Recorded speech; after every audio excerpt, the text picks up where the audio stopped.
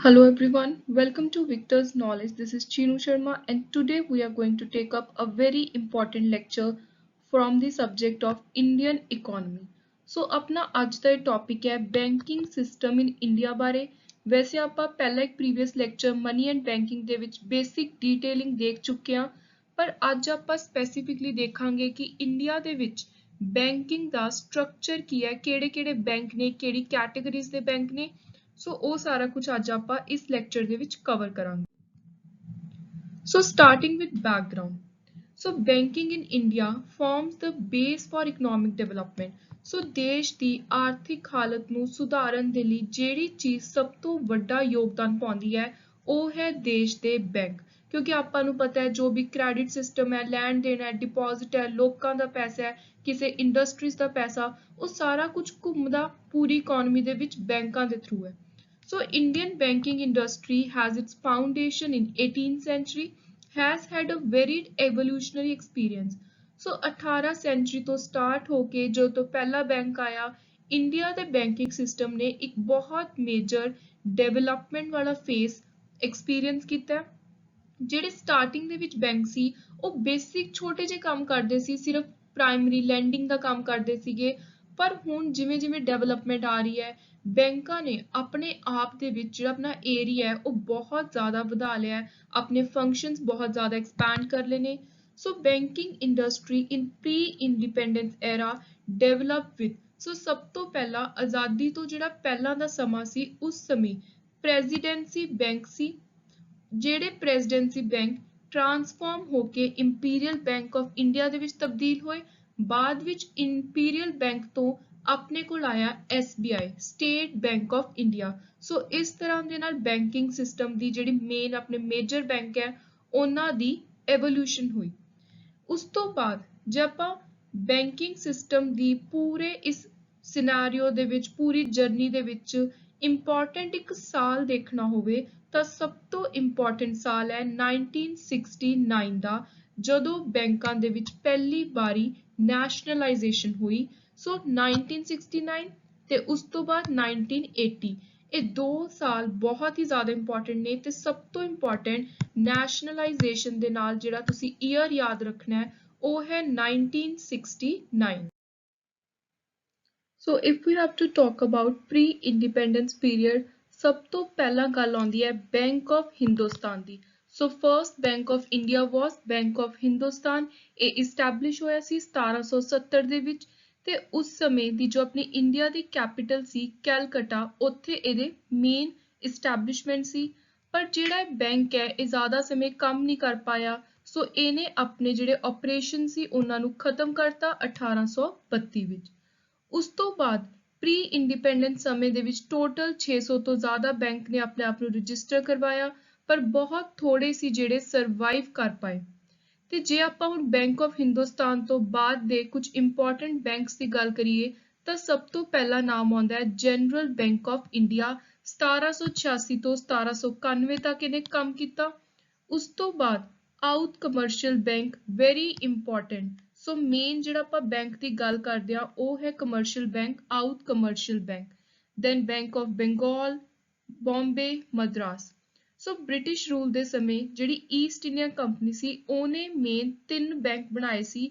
ਸੋ ਜਿਹੜੇ ਆਪਾਂ ਨੇ ਲਾਸਟ ਵਾਲੇ 3 ਬੈਂਕ ਦੇਖੇ ਸੀ ਇਹ ਈਸਟ ਇੰਡੀਆ ਕੰਪਨੀ ਦੇ ਦੁਆਰਾ ਇਸਟੈਬਲਿਸ਼ ਕੀਤੇ ਗਏ ਸੀ ਤੇ ਇਹਨਾਂ ਤਿੰਨਾਂ ਨੂੰ ਨਾਮ ਦਿੱਤਾ ਗਿਆ ਸੀ ਪ੍ਰੈਜ਼ੀਡੈਂਸ਼ੀਅਲ ਬੈਂਕ। ਸੋ ਇਹ ਤੁਸੀਂ ਯਾਦ ਰੱਖਣਾ ਹੈ। ਸੋ ਜਿਹੜੇ 3 ਬੈਂਕ ਸੀ ਬਾਅਦ ਵਿੱਚੋਂ ਇਹਨਾਂ ਨੂੰ ਮਰਜ ਕਰਕੇ ਜੋੜ ਕੇ 1921 ਦੇ ਵਿੱਚ ਇੱਕ ਸਿੰਗਲ ਬੈਂਕ ਬਣਾਤਾ ਇੰਪੀਰੀਅਲ ਬੈਂਕ ਆਫ ਇੰਡੀਆ। ਸੋ ਇਹ ਬਹੁਤ ਇੰਪੋਰਟੈਂਟ ਇਨਫੋਰਮੇਸ਼ਨ ਹੈ। ਸੋ ਉਸ ਤੋਂ ਬਾਅਦ 1955 ਵਿੱਚ ਇੰਪੀਰੀਅਲ ਬੈਂਕ ਨੂੰ ਨੈਸ਼ਨਲਾਈਜ਼ ਕਰਕੇ ਨਾਮ ਦਿੱਤਾ ਸੀ ਸਟੇਟ ਬੈਂਕ ਆਫ ਇੰਡੀਆ ਦਾ ਤੇ ਕਰੰਟਲੀ ਇਹ ਲਾਰਜੈਸਟ ਪਬਲਿਕ ਸੈਕਟਰ ਬੈਂਕ ਹੈ ਆਪਣੇ ਦੇਸ਼ ਦਾ। ਸੋ ਇਹ ਕੁਝ ਇੰਪੋਰਟੈਂਟ ਇਨਫੋਰਮੇਸ਼ਨਸ ਨੇ।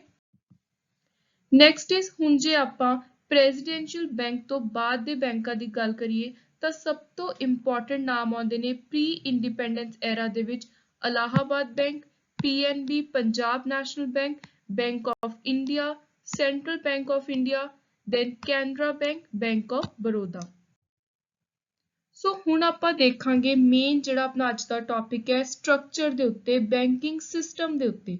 ਸੋ ਇੰਡੀਆ ਦੇ ਵਿੱਚ ਜੇ ਆਪਾਂ ਬੈਂਕਿੰਗ ਸਿਸਟਮ ਦੀ ਗੱਲ ਕਰੀਏ ਤਾਂ ਟੌਪ ਦੇ ਉੱਤੇ ਜਿਹੜਾ ਸਭ ਤੋਂ ਏਪੈਕਸ ਸਾਰਿਆਂ ਦਾ ਹੈਡ ਹੈ ਪੂਰੇ ਬੈਂਕਾਂ ਦਾ, ਪੂਰੇ ਦੇਸ਼ ਦੇ ਵਿੱਚ, ਚਾਹੇ ਕੋਈ ਕਮਰਸ਼ੀਅਲ ਬੈਂਕ ਹੈ ਜਿਹਦੇ ਅੰਦਰ ਪਬਲਿਕ ਪ੍ਰਾਈਵੇਟ ਆਉਂਦੇ ਨੇ, ਕਿਸੇ ਵੀ ਤਰ੍ਹਾਂ ਦਾ ਬੈਂਕ ਹੈ ਛੋਟੇ ਤੋਂ ਵੱਡਾ, ਹਰ ਬੈਂਕ ਦਾ ਹੈਡ ਹੈ RBI, reserve bank of India. ਤੇ ਜਿਹੜਾ ਮਨੀ ਐਂਡ ਬੈਂਕਿੰਗ ਦਾ ਮੈਂ ਆਲਰੇਡੀ ਤੁਹਾਨੂੰ ਲੈਕਚਰ ਕਰਵਾਇਆ, ਉਹਦੇ ਵਿੱਚ ਰਿਜ਼ਰਵ ਬੈਂਕ ਦੇ ਬਾਰੇ ਆਪਾਂ ਡੀਟੇਲ ਦੇਖ ਲਈ ਸੀ। ਸੋ ਉਸ ਵੀਡੀਓ ਦਾ ਲਿੰਕ ਵੀ ਮੈਂ ਡਿਸਕ੍ਰਿਪਸ਼ਨ ਬਾਕਸ ਦੇ ਵਿੱਚ ਪਾ ਦੂੰਗੀ।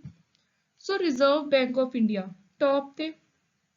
ਹੁਣ ਰਿਜ਼ਰਵ ਬੈਂਕ ਤੋਂ ਨੀਚੇ ਦੋ ਤਰ੍ਹਾਂ ਦੇ ਬੈਂਕ ਆਉਂਦੇ ਨੇ, ਇੱਕ ਨੂੰ ਆਪਾਂ ਕਹਿੰਦੇ ਆ ਸ਼ਡਿਊਲ ਬੈਂਕ ਤੇ ਦੂਜੇ ਨੇ non schedule bank. Schedule bank ਨੂੰ ਅੱਗੇ ਆਪਾਂ ਦੋ ਕੈਟਾਗਰੀਜ਼ ਦੇ ਵਿੱਚ ਵੰਡਦੇ ਆ, ਕਮਰਸ਼ੀਅਲ ਤੇ ਕੋਆਪਰੇਟਿਵ। ਜਿਹੜੇ ਕਮਰਸ਼ੀਅਲ ਬੈਂਕ ਨੇ ਉਹ ਚਾਰ ਤਰ੍ਹਾਂ ਦੇ ਨੇ, ਇਹ ਤੁਸੀਂ ਯਾਦ ਰੱਖਣਾ ਹੈ। ਪਬਲਿਕ, ਜਿਨ੍ਹਾਂ ਦੇ ਮੇਨ ਓਨਰਸ਼ਿਪ ਸਰਕਾਰ ਕੋਲ ਹੈ, ਜਿਨ੍ਹਾਂ ਨੂੰ ਇੰਡੀਵਿਜੂਅਲ ਜਾਂ ਕੋਈ ਪ੍ਰਾਈਵੇਟ ਬੋਡੀਜ਼ ਚਲਾਉਂਦੀਆਂ ਨੇ, ਉਹਨੇ ਪ੍ਰਾਈਵੇਟ ਸੈਕਟਰ ਬੈਂਕ।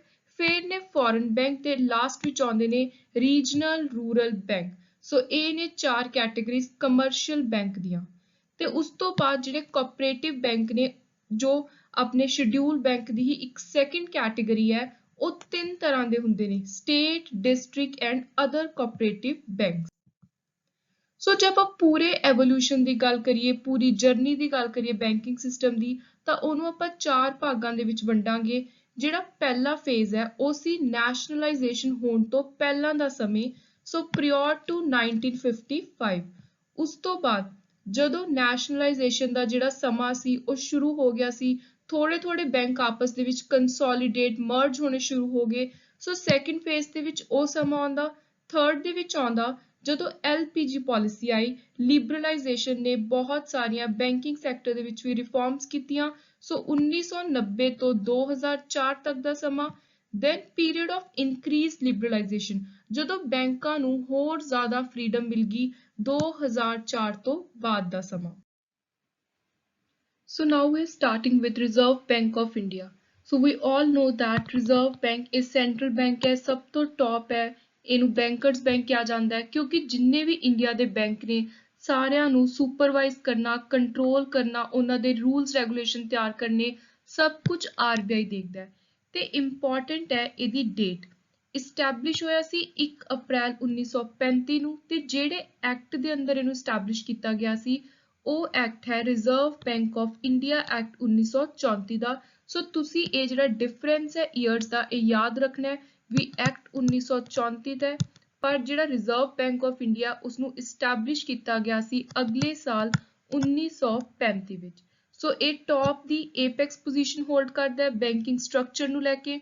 ਸੋ ਕੋਈ ਵੀ ਪ੍ਰਮੋਸ਼ਨਲ ਫੰਕਸ਼ਨ ਨੇ, ਡਿਵੈਲਪਮੈਂਟ ਨੂੰ ਲੈ ਕੇ, ਸੁਪਰਵਿਜ਼ਨ ਦੇ, ਕੰਟਰੋਲ ਦੇ, ਹਰ ਤਰ੍ਹਾਂ ਦੇ ਫੰਕਸ਼ਨਸ ਆਰਬੀਆਈ ਪਰਫਾਰਮ ਕਰਦਾ। ਤੇ ਡਿਫਰੈਂਟ ਕੰਟਰੀਜ਼ ਦੇ ਵਿੱਚ ਜਿਹੜੇ ਸੈਂਟਰਲ ਬੈਂਕ ਨੇ ਉਹਨਾਂ ਨੂੰ ਅਲੱਗ-ਅਲੱਗ ਨਾਮ ਦਿੱਤੇ ਗਏ ਨੇ, ਜਿਵੇਂ USA ਦੇ ਵਿੱਚ federal reserve bank, bank of England, UK ਦੇ ਵਿੱਚ, ਇੰਡੀਆ ਦੇ ਵਿੱਚ ਰਿਜ਼ਰਵ ਬੈਂਕ ਆਫ ਇੰਡੀਆ।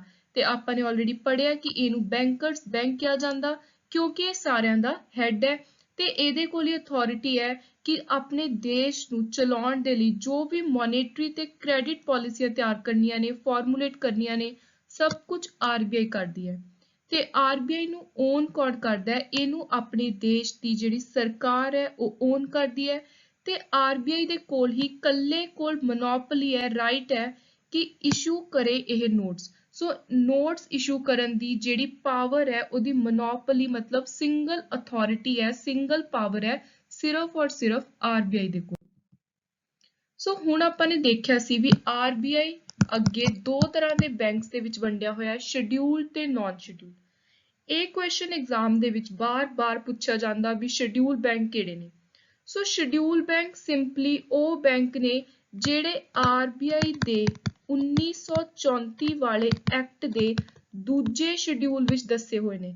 ਸੋ ਜਿਹੜੇ ਵੀ ਬੈਂਕ ਸਿੰਪਲੀ ਆਰਬੀਆਈ ਦੀ ਜਿਹੜਾ ਐਕਟ ਹੈ ਉਹਦੀ ਸ਼ਡਿਊਲਡ ਲਿਸਟ ਵਿੱਚ ਪਾਏ ਗਏ ਨੇ, ਉਹਨਾਂ ਬੈਂਕ ਨੂੰ ਆਪਾਂ ਸਿੰਪਲੀ ਸ਼ਡਿਊਲ ਬੈਂਕ ਕਹਿੰਦੇ ਆ। ਤੁਸੀਂ ਉਰੇ ਸ਼ਡਿਊਲ ਦਾ ਨੰਬਰ ਧਿਆਨ ਦੇ ਨਾਲ ਯਾਦ ਰੱਖਣਾ ਹੈ। So schedule bank are those which are enshrined in the second schedule of RBI Act 1934। ਤੇ ਜਿਹੜੇ ਬੈਂਕ ਨੇ ਇਹਨਾਂ ਦੀ ਪੇਡ ਅਪ ਕੈਪੀਟਲ ਤੇ ਰਿਜ਼ਰਵ ਦੀ ਐਗਰੇਟ ਵੈਲਿਊ ਜੋੜ ਕੇ ਇਕੱਠੀ ਵੈਲਿਊ 5 ਲੱਖ ਤੋਂ ਘੱਟ ਨਹੀਂ ਹੋਣੀ ਚਾਹੀਦੀ। ਤੇ ਨਾਲ ਹੀ ਜੋ ਵੀ ਆਰਬੀਆਈ ਗਾਈਡਲਾਈਨਸ ਵਗੈਰਾ ਇਸ਼ੂ ਕਰਦਾ ਵੀ ਇਹਨਾਂ ਨੇ ਕਿਵੇਂ ਆਪਣਾ ਕੰਮ ਚਲਾਉਣਾ, ਸਾਰੀਆਂ ਚੀਜ਼ਾਂ ਨੂੰ ਇਹ ਬੈਂਕ ਫੋਲੋ ਕਰਨ, ਸੈਟੀਸਫਾਈ ਕਰਨ। ਸੋ ਦੇਸ਼ ਦੇ ਜਿੰਨੇ ਵੀ ਕਮਰਸ਼ੀਅਲ ਬੈਂਕ ਨੇ, Indian, foreign, private bank, public bank, regional rural bank, state cooperative, ਸਾਰੇ ਬੈਂਕ ਸ਼ਡਿਊਲਡ ਬੈਂਕ ਦੀ ਕੈਟੇਗਰੀ ਦੇ ਵਿੱਚ ਆਉਂਦੇ ਨੇ, ਇਹ ਤੁਸੀਂ ਯਾਦ ਰੱਖਣਾ। ਸੋ ਨਾਨ ਸ਼ਡਿਊਲ ਬੈਂਕ, ਇਹ ਉਹ ਬੈਂਕ ਨੇ ਜਿਹੜੇ ਹੁਣ ਦੂਜੇ ਸ਼ਡਿਊਲ ਦੇ ਵਿੱਚ ਨਹੀਂ ਆਉਂਦੇ, ਸਿੰਪਲੀ ਤੇ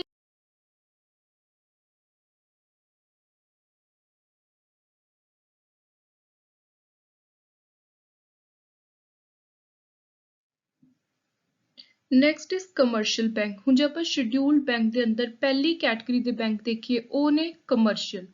ਸੋ ਕਮਰਸ਼ੀਅਲ ਬੈਂਕ ਇੱਕ ਇਹੋ ਜਿਹਾ ਇੰਸਟੀਟਿਊਟ ਹੈ, ਇਹੋ ਜਿਹਾ ਬੈਂਕ ਹੈ ਜਿੱਥੇ ਡਿਪੋਜ਼ਿਟ ਵੀ ਐਕਸੈਪਟ ਕੀਤੇ ਜਾਂਦੇ ਨੇ, ਬਿਜ਼ਨਸਿਸ ਨੂੰ ਲੋਨ ਵੀ ਦਿੱਤੇ ਜਾਂਦੇ ਨੇ, ਕਰਜ਼ੇ ਦੇ ਉੱਤੇ ਪੈਸਾ ਦਿੱਤਾ ਜਾਂਦਾ, ਤੇ ਨਾਲ ਹੋਰ ਕੋਈ ਵੀ ਲੋਨਸ ਨੂੰ ਲੈਣ ਦੇਣ ਵਾਲੇ ਜਿੰਨੀਆਂ ਵੀ ਸਰਵਿਸਿਜ਼ ਨੇ, ਸਾਰੀਆਂ ਦੀਆਂ ਸਾਰੀਆਂ ਕਮਰਸ਼ੀਅਲ ਬੈਂਕ ਪਰਫਾਰਮ ਕਰਦੇ ਨੇ। ਸੋ ਲੈਂਡਿੰਗ ਐਂਡ ਡਿਪੋਜ਼ਿਟਿੰਗ ਹੁੰਦੀ ਹੈ ਕਸਟਮਰਸ ਨੂੰ ਲੈ ਕੇ, ਬਿਜ਼ਨਸਮੈਨ ਨੂੰ ਲੈ ਕੇ, ਤੇ ਮੇਨਲੀ ਜਿਹੜੇ ਇੰਸਟੀਟਿਊਸ਼ਨਸ ਨੇ ਇਹ ਪ੍ਰੋਫਿਟ ਬਣਾਉਣ ਦੇ ਮੋਟਿਵ ਦੇ ਨਾਲ ਚੱਲਦੇ ਨੇ, ਤੇ ਨਾਲ ਹੀ ਡਿਫਰੈਂਟ ਕੋਈ ਇੰਡਸਟਰੀਜ਼ ਹੋ ਗਿਆ, ਐਗਰੀਕਲਚਰ ਹੋ ਗਿਆ, ਰੂਰਲ ਡਿਵੈਲਪਮੈਂਟ, ਇਹ ਸਾਰੇ ਜਿਹੜੇ ਏਰੀਆਜ਼ ਨੇ ਇਹਨਾਂ ਦੇ ਲੋਕਾਂ ਦੀਆਂ ਜੋ ਸਪੈਸ਼ਲ ਰਿਕੁਆਇਰਮੈਂਟਸ ਨੇ ਉਹਨਾਂ ਲਈ ਵੱਖ-ਵੱਖ ਸਕੀਮਸ ਕੱਢ ਕੇ time to time commercial banks ਉਹਨਾਂ ਦੀਆਂ ਨੀਡਸ ਨੂੰ ਫੋਲੋ ਕਰਦੇ ਨੇ, ਕੈਟਰ ਕਰਦੇ ਨੇ। ਤੇ ਹੁਣ ਜੇ ਆਪਾਂ ਸਪੈਸੀਫਿਕਲੀ ਕਮਰਸ਼ੀਅਲ ਬੈਂਕ ਦੀ ਗੱਲ ਕਰੀਏ ਤਾਂ ਇਹਦੇ ਅੰਦਰ 4 ਤਰ੍ਹਾਂ ਦੇ ਬੈਂਕ ਆਉਂਦੇ ਨੇ, ਪਬਲਿਕ, ਪ੍ਰਾਈਵੇਟ, ਫੋਰਨ ਤੇ regional rural bank. So public sector bank, ਇਸ ਟਾਈਮ ਇੰਡੀਆ ਦੇ ਵਿੱਚ ਟੋਟਲ 12 ਪਬਲਿਕ ਸੈਕਟਰ ਬੈਂਕਸ ਨੇ। ਸੋ ਪਬਲਿਕ ਸੈਕਟਰ ਬੈਂਕ ਉਹ ਬੈਂਕ ਹੈ ਜਿਹਦੀ ਮਾਲਿਕ ਸਰਕਾਰ ਹੋਵੇ, ਓਨਰ ਸਰਕਾਰ ਹੋਵੇ, ਜਾਂ ਫਿਰ 51% ਜਾਂ 51% ਤੋਂ ਜ਼ਿਆਦਾ ਦੇ ਸ਼ੇਅਰ ਨੇ ਜਿਹੜੇ ਉਹ ਸਰਕਾਰ ਦੇ ਹੋਣ। ਸੋ ਅ bank that is owned by government completely or in which the government is major shareholder of more than 51%। ਸੋ 2020 ਦੇ ਵਿੱਚ ਕਾਫੀ ਸਾਰੇ ਬੈਂਕ ਨੇ, ਪਬਲਿਕ ਸੈਕਟਰ ਬੈਂਕ, ਉਹਨਾਂ ਨੂੰ ਆਪਸ ਦੇ ਵਿੱਚ ਮਰਜ ਕੀਤਾ ਗਿਆ ਤੇ 4 ਮੇਜਰ ਬੈਂਕਸ ਬਣਾਏ ਗਏ। ਸੋ ਹੁਣ ਆਪਾਂ ਦੇਖ ਲੈਂਦੇ ਹਾਂ ਕਿਹੜੇ-ਕਿਹੜੇ ਪਬਲਿਕ ਸੈਕਟਰ ਬੈਂਕ ਹੈ ਤੇ ਇਹਨਾਂ ਦੇ ਹੈੱਡਕੁਆਰਟਰਸ ਕਿੱਥੇ ਹੈ। ਸੋ number 1 PNB, United bank of India ਤੇ ਓਰੀਐਂਟਲ ਬੈਂਕ ਆਫ ਕਮਰਸ ਨੂੰ ਮਰਜ ਕਰਕੇ PNB ਬਣਾਇਆ ਗਿਆ ਤੇ ਇਹਦੇ ਹੈੱਡਕੁਆਰਟਰਸ ਨੇ ਨਿਊ ਦਿੱਲੀ। ਇੰਡੀਅਨ ਬੈਂਕ ਨੂੰ ਅਲਾਹਾਬਾਦ ਬੈਂਕ ਦੇ ਨਾਲ ਮਰਜ ਕੀਤਾ ਗਿਆ, ਚੇਨਈ।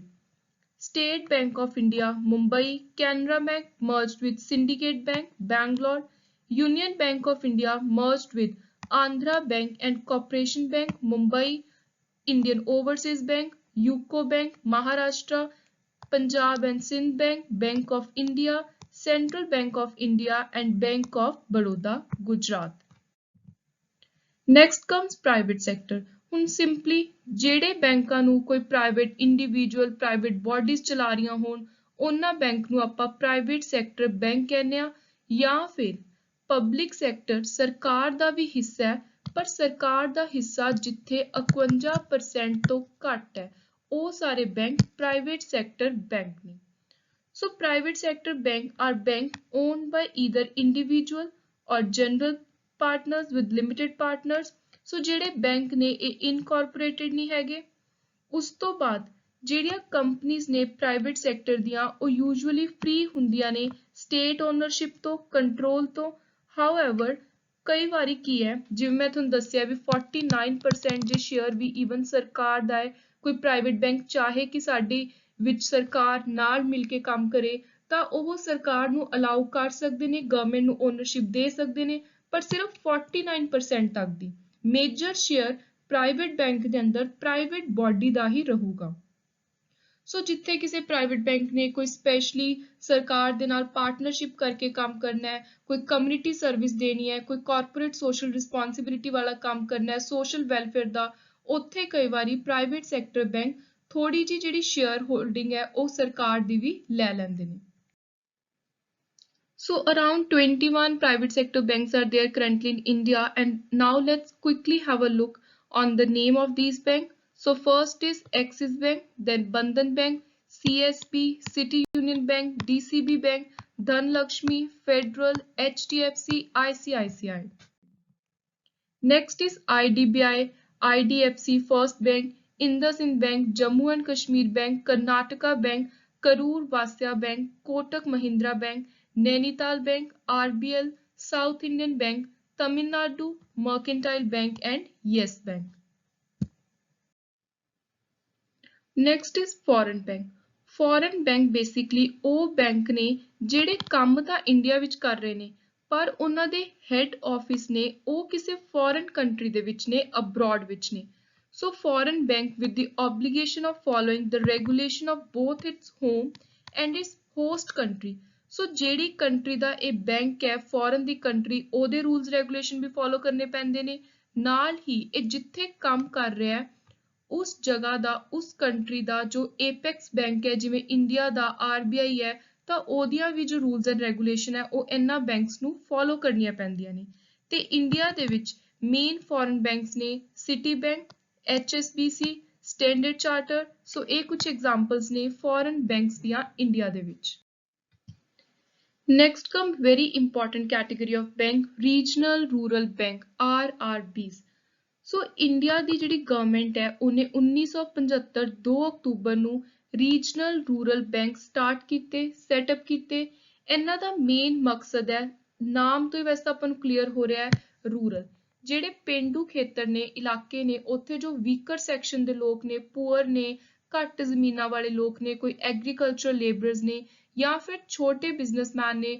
ਸਮਾਲ ਐਂਟਰਪ੍ਰੈਨਰ ਨੇ ਇਹਨਾਂ ਸਾਰੇ ਲੋਕਾਂ ਦੀ ਕ੍ਰੈਡਿਟ ਰਿਕੁਆਇਰਮੈਂਟ ਦਾ ਧਿਆਨ ਰੱਖਦੇ ਨੇ ਰੀਜਨਲ ਰੂਰਲ ਬੈਂਕ ਤੇ ਮੇਨ ਇੱਕ ਅਥਾਰਟੀ ਜਿਹੜੀ ਸਾਰਾ ਦਾ ਸਾਰਾ ਕੰਟਰੋਲ ਕਰਦੀ ਹੈ ਉਹ ਹੈ NABARD so NABARD hold apex position in agriculture and rural development rules and regulation RBI ਦੱਸੂਗੀ ਪਰ ਜਿਹੜੀ ਮੇਨ ਇੱਕ ਚੈੱਕ ਕਰਨ ਦੇ ਲਈ ਜੋ ਬੋਰਡਸ ਬਣਦੇ ਨੇ ਇਹਦੇ ਅੰਦਰ ਇਹਨਾਂ ਬੈਂਕਸ ਦੇ ਅੰਦਰ ਉਹਨਾਂ ਵੱਲ ਧਿਆਨ ਰੱਖਦੀ ਹੈ ਉਹ ਹੈ ਨਬਾਰਡ ਸੋ ਫਿਰ ਆਪਾਂ ਗੱਲ ਕਰਾਂਗੇ ਕੋਆਪਰੇਟਿਵ ਬੈਂਕਸ ਦੀ ਸਭ ਤੋਂ ਪਹਿਲਾਂ ਜਦੋਂ ਵੀ ਕੋਆਪਰੇਟਿਵ ਬੈਂਕ ਦਾ ਨਾਮ ਆਉਂਦਾ ਹੈ ਆਪਣੇ ਲਈ ਇੱਕ ਐਕਟ ਤੇ ਉਹਦਾ ਈਅਰ ਯਾਦ ਰੱਖਣਾ ਬਹੁਤ ਜ਼ਰੂਰੀ ਹੈ ਕੋਆਪਰੇਟਿਵ ਐਕਟ 1904 ਦਾ ਸੋ ਕੋਆਪਰੇਟਿਵ ਕ੍ਰੈਡਿਟ ਸੁਸਾਇਟੀ ਐਕਟ ਆਇਆ 1904 ਦਾ ਪਹਿਲਾਂ ਕੀ ਸੀ ਲੋਕ ਆਪਸ ਦੇ ਵਿੱਚ ਇੱਕ ਦੂਜੇ ਦੀ ਮਦਦ ਕਰਨ ਦੇ ਲਈ ਛੋਟੇ ਲੈਵਲ ਤੇ ਵਿਲੇਜ ਰੂਰਲ ਲੈਵਲ ਦੇ ਉੱਤੇ ਇੱਕ ਦੂਜੇ ਨੂੰ ਇੱਕ ਗਰੁੱਪ ਬਣਾ ਕੇ ਸੈਲਫ ਹੈਲਪ ਗਰੁੱਪ ਬਣਾ ਕੇ ਕੋਆਪਰੇਸ਼ਨ ਤਿਆਰ ਕਰਕੇ ਆਪਸ ਦੇ ਵਿੱਚ ਮਿਊਚੁਅਲ ਹੈਲਪ ਕਰਨ ਦੇ ਲਈ ਲੋਨ ਦੇ ਦਿੰਦੇ ਸੀ ਕ੍ਰੈਡਿਟ ਦੇ ਦਿੰਦੇ ਸੀ ਕੁਝ ਪੈਸਾ ਕੰਟਰੀਬਿਊਟ ਕਰਕੇ ਸੋ ਜਿਹੜਾ ਇਹ ਇਨਫਾਰਮਲ ਸੈਟਅਪ ਸੀ ਲੋਨ ਦੇਣ ਦਾ ਕ੍ਰੈਡਿਟ ਦੇਣ ਦਾ ਰੂਰਲ ਲੈਵਲ ਤੇ ਉਹਨੂੰ ਫਾਰਮਲ ਨੇਚਰ ਦੇ ਵਿੱਚ ਬਦਲਿਆ ਕ੍ਰੈਡਿਟ ਸੁਸਾਇਟੀਜ਼ ਦੀ ਫਾਰਮ ਦੇ ਵਿੱਚ 1904 ਐਕਟ ਨੇ ਤੇ ਇਹ ਜਿਹੜਾ ਐਕਟ ਹੈ ਇਹਦੇ ਵਿੱਚ ਮੇਜਰ ਅਮੈਂਡਮੈਂਟ ਆਈ 1912 ਵਿੱਚ ਤੇ ਕੋਆਪਰੇਟਿਵ ਬੈਂਕਿੰਗ ਹੈ ਜਿਹੜੀ ਇਹ ਤਿੰਨ ਲੈਵਲਸ ਦੇ ਉੱਤੇ ਹੁੰਦੀ ਹੈ ਸਟੇਟ ਕੋਆਪਰੇਟਿਵ ਬੈਂਕ ਜਿਹਨੂੰ ਆਪਾਂ ਟੌਪ ਦੇ ਉੱਤੇ ਰੱਖਦੇ ਹਾਂ ਸੋ ਹੈਡ ਕੌਣ ਹੈ ਕੋਆਪਰੇਟਿਵ ਬੈਂਕ ਦਾ ਜਿਹੜਾ ਸਟੇਟ ਲੈਵਲ ਤੇ ਕੋਆਪਰੇਟਿਵ ਬੈਂਕ ਹੋ ਉਸ ਤੋਂ ਬਾਅਦ central cooperative bank district level ਤੇ ਨੇ ਫਿਰ ਆਉਂਦੇ ਨੇ ਪ੍ਰਾਇਮਰੀ ਕੋਆਪਰੇਟਿਵ ਬੈਂਕ ਜਿਹੜੇ ਬੇਸ ਲੋਕਲ ਲੈਵਲ ਤੇ ਨੇ ਤੇ ਹੁਣ ਆਪਾਂ ਕੁਝ ਇੰਪੋਰਟੈਂਟ ਕੋਆਪਰੇਟਿਵ ਬੈਂਕਸ ਦੇਖ ਲੈਂਦੇ ਹਾਂ ਜਿਹੜੇ ਇੰਡੀਆ ਦੇ ਵਿੱਚ ਕੰਮ ਕਰ ਰਹੇ ਨੇ number 1 Andhra Pradesh state cooperative bank limited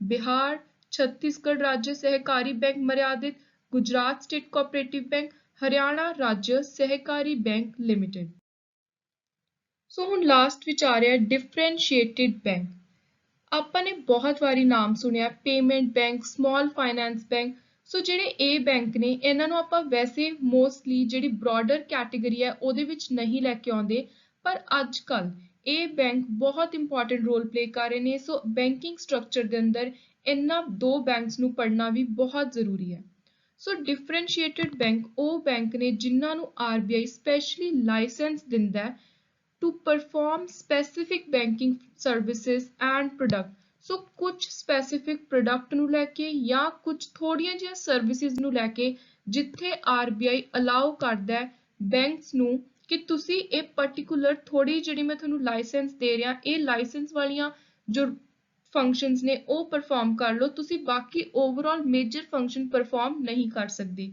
ਸੋ ਜਿਹੜੇ ਕੈਟੇਗਰੀ ਦੇ ਬੈਂਕਸ ਨੂੰ ਇਸ ਤਰ੍ਹਾਂ ਦੇ ਨਾਲ ਥੋੜੇ ਜਿਹੇ ਕੰਮ ਕਰਨ ਦੀ ਪਰਮਿਸ਼ਨ ਮਿਲਦੀ ਹੈ ਆਰਬੀਆਈ ਤੋਂ, ਉਹ ਬੈਂਕ ਨੂੰ ਆਪਾਂ ਕਹਿੰਦੇ ਆ ਡਿਫਰੈਂਸ਼ੀਏਟਿਡ ਬੈਂਕ। ਤੇ ਜਿਹੜੇ ਇਹ ਬੈਂਕ ਨੇ, ਇਹ ਸਿਸਟਮ ਹੈ, ਇਹਦੇ ਅੰਦਰ ਬੇਸਿਕਲੀ ਕਿਸ ਤਰ੍ਹਾਂ ਦੇ ਲਾਇਸੈਂਸ ਦਿੱਤੇ ਜਾਂਦੇ ਨੇ, limited banking licence, commercial banking licence, ਤੇ ਨਾਲ ਹੀ ਕੁਝ ਸਿਲੈਕਟਿਵ ਏਰੀਆਜ਼ ਦੇ ਵਿੱਚ ਕੰਮ ਕਰਨ ਦੇ ਲਈ ਇਹਨਾਂ ਬੈਂਕਸ ਨੂੰ ਲਾਇਸੈਂਸ ਮਿਲਦਾ ਹੈ। ਸੋ ਇਹ ਚੀਜ਼ ਵੀ ਆਪਾਂ ਨੇ ਯਾਦ ਰੱਖਣੀ ਹੈ। ਸੋ ਇੱਕ ਹੋਰ ਇੰਪੋਰਟੈਂਟ ਚੀਜ਼ ਕਿ ਜਿਹੜੇ ਇਹ ਡਿਫਰੈਂਸ਼ੀਏਟਿਡ ਬੈਂਕ ਨੇ, ਇਹ ਸਿਰਫ ਕੁਝ ਸਿਲੈਕਟਿਡ ਪ੍ਰੋਡਕਟਸ ਨੂੰ ਲੈ ਕੇ ਹੀ ਕੰਮ ਕਰ ਸਕਦੇ ਨੇ, ਜਿਵੇਂ ਕ੍ਰੈਡਿਟ, ਪੇਮੈਂਟ, ਡਿਪੋਜ਼ਿਟ, ਤੇ ਨਾਲ ਹੀ ਇਹਨਾਂ ਨੂੰ ਆਰਬੀਆਈ ਦੀਆਂ ਸਾਰੀਆਂ ਰੂਲਸ ਐਂਡ ਰੈਗੂਲੇਸ਼ਨਸ ਨੂੰ ਫੋਲੋ ਕਰਨਾ ਪੈਂਦਾ ਹੈ। ਸੋ ਪਹਿਲੀ ਵਾਰੀ ਡਿਫਰੈਂਸ਼ੀਏਟਿਡ ਬੈਂਕ ਦਾ ਜਿਹੜਾ ਲਾਇਸੈਂਸਿੰਗ ਸੀ, ਇਹਨਾਂ ਨੂੰ ਕੰਮ ਕਰਨ ਦੇ ਲਈ ਅਲਾਉ ਕੀਤਾ ਗਿਆ ਸੀ, ਉਹ ਸੀ 2015 ਦੇ ਵਿੱਚ।